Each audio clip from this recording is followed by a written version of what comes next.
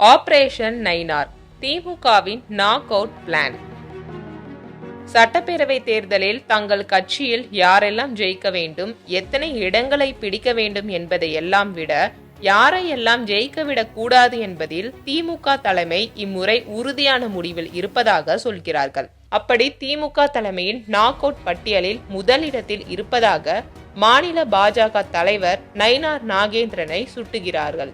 இது குறித்து திமுக தரப்பில் நம்மிடம் பேசியவர்கள், வேட்பாளர்கள் தேர்வு தொடர்பாக இதுவரை 3 விதமான சர்வேக்கள் நடத்தி முடிக்கப்பட்டுள்ளன. அதன் அடிப்படையில் தலைவர் ஸ்டாலினே தனது நேரடி பார்வையில் வேட்பாளர் தேர்வை இறுதி செய்து வருகிறார்.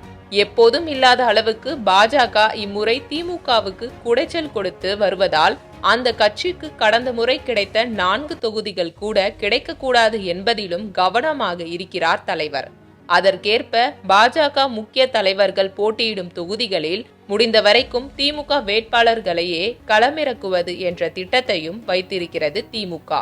நெல்லையில் ஒரு தொகுதியில் திமுக தோற்றால் கூட நெல்லை திமுகவை கூண்டோடு கலைத்து விடுவேன் என்று ஏற்கனவே 1-to-1 சந்திப்பில் கட்சியினரை ஸ்டாலின் எச்சரித்து அனுப்பினார். அந்த வகையில் பாஜக மாநில தலைவரான நயினார் நாகேந்திரனை எப்படியும் தோற்கடித்தாக வேண்டும் என நினைக்கும் தலைவர் அதற்கான வியூகங்களையும் வகுத்து வருகிறார். 2024 மக்களவை தேர்தலில் நயினார் தோற்றிருந்தாலும் வெற்றிக்கு மிக அருகில் வந்திருந்தார். நெல்லை சட்டமன்ற தொகுதியில் முக்குளத்தோர் வாக்குகளை விட பிள்ளைமார் சமூகத்தினரின் வாக்குகள் அதிகமாக உள்ளன. 2021 தேர்தலில் பிள்ளைமார் சமுதாய மக்கள் வசிக்கும் பகுதிகளில் நயினார் நாகேந்திரனுக்கு அதிகமான வாக்குகள் கிடைத்தன. அதை கணக்கில் கொண்டு இம்முறை அதே சமுதாயத்தை சேர்ந்த திமுக நெல்லை மாநகர் கிழக்கு மாவட்ட திமுக பொறுப்பாளர் சுப்பிரமணியனை நயினாருக்கு எதிராக நிறுத்தலாமா என தீவிரமாக யோசித்து வருகிறது தலைமை. இதேபோல் திருநெல்வேலி, கன்னியாகுமரி, தூத்துக்குடி உள்ளிட்ட மாவட்டங்களின்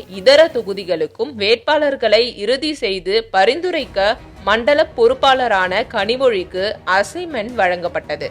தனது பரிந்துரைகள் சரியானதாக இருக்க வேண்டும் என்பதற்காக கனிமொழியும் தன் பங்கிற்கு வேட்பாளர் தேர்வு தொடர்பாக தனிப்பட்ட முறையில் சர்வேக்களை நடத்தி முடித்திருக்கிறார். அதன் அடிப்படையில் ஒரு தொகுதிக்கு 3 பேர் கொண்ட பட்டியலை அவரும் தலைமைக்கு பரிந்துரைத்திருப்பதாக தெரிகிறது என்று திமுக தரப்பில் நம்மிடம் பேசியவர்கள் கூறினர்.